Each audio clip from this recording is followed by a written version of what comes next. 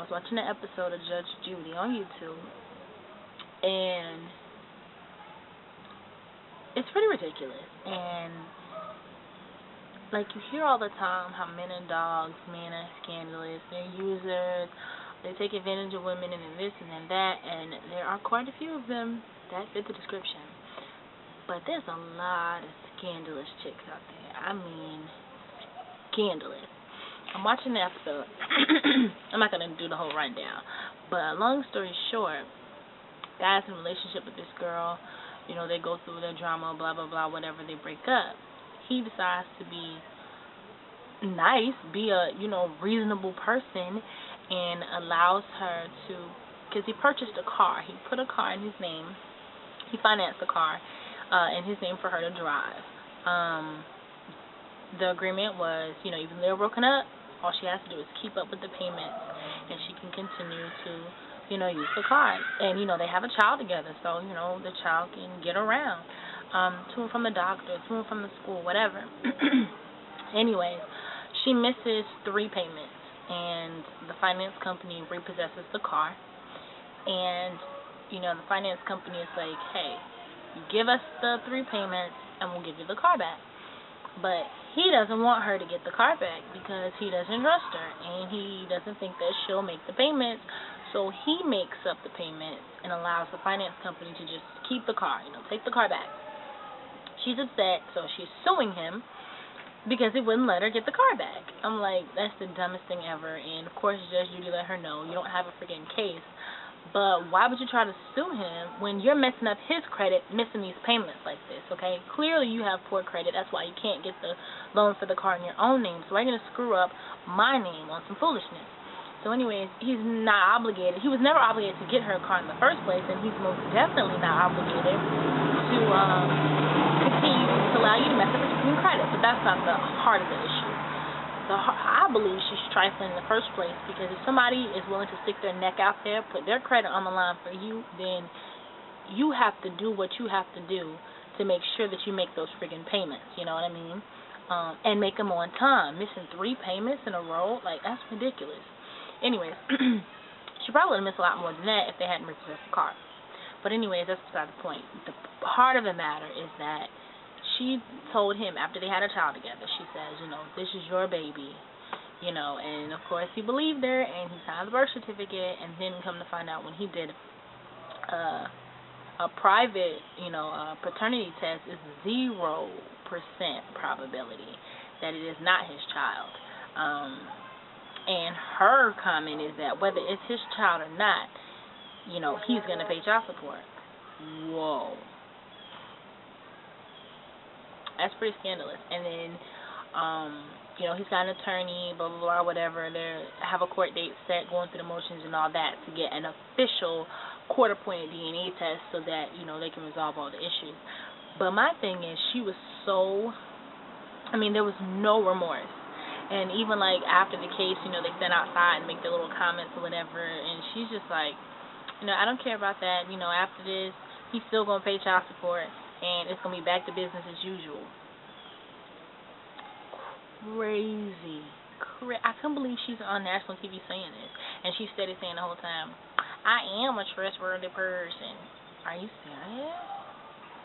Sorry, because as you grow, as you evolve, as you become an emerging adult, things that, you outgrow some things, you mature, you blossom, you grow. And I just think some things, no matter how young you are, you should just know better. Like drugs. To me, like crack, like whatever, like it's one of those things you should just know better. Like, I understand completely and totally that it isn't an addiction. I understand that it is a powerful drug and that your mind just succumbs to it. You know what I mean? I understand that it's a driving force in your life and you cannot control what it makes you do. But this is what I don't understand. Before you're on the drug, before it has any effect on you, that first time, what in your mind tells you that it's okay to do? You know, we see crackheads all the time on the street. Like, we know what it does to families. We know what it does to lives. We know what it does to people, to communities. What in your mind says, I'm going to give it a try and see what it does to me? That's the part that I don't understand. You know what I mean? Like, I understand, you know, single mothers. I know it's hard. I know you're struggling. I understand, you know, the father doesn't want to help you out. I understand that the economy is bad. I know you're working, you're doing the best that you can, being mommy and daddy and all that. I get it. What I don't understand is why you were getting drunk at the club, having sex with a dude, unprotected sex, with a dude that you barely know. Or shacking up, living with a dude for 3 and 4 years, allowing him to give you 2 and 3 different babies, and then him walking out on you and you acting confused like you don't know what's going on. If he's not willing to marry you, then why have his babies? Like, I never understood that. Plant children and you're not married? Like, what sense does that make? Oh, he's not ready for that kind of commitment, but he's ready to bring a life into the world? I don't understand. I won't try to understand. It's madness to me. Friggin' madness. And we need to do better. Seriously. We gotta make better choices. I think one really, really, really simple thing that we can do, especially when we're about to make really important decisions in our lives, is to write it out. That's what I do personally. Write it out. Just what you're thinking, just what you're feeling, just what you're planning on doing and why it makes sense to you. Write out your whole thought process. Write it down as clearly as you possibly can. Wait a couple days. Wait until you're calm, till you're cool, till you're not in a flurry of emotion, and read it out loud to yourself. And if it still makes sense, go with it. If it sounds a little crazy, don't do it. Seriously, don't do it. I can't tell you how many times I've made a video to myself or wrote a letter to myself explaining how I'm feeling at the time, and wait a few days, wait a week, and read it back. And I'm like, yo, I was bugging. I can't tell you how many mistakes I've avoided making that way. And I just think it's a really great tool, and I'd encourage all of you to do it. But anyways, one thing about mistakes is that once they're done, they're done. There's no taking it back. But you just don't want to live those same mistakes over and over. Like, if you had a baby with a man and, you know, he's not helping you, you know, there's nothing you can do to undo that.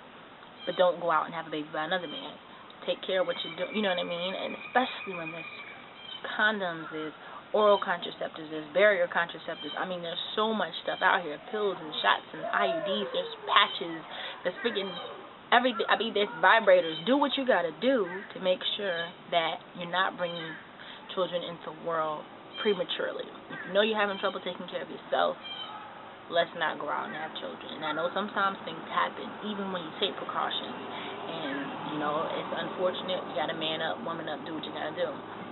But a lot of the time, I think personally, majority of the time, it's just us being careless, being young, living in the moment.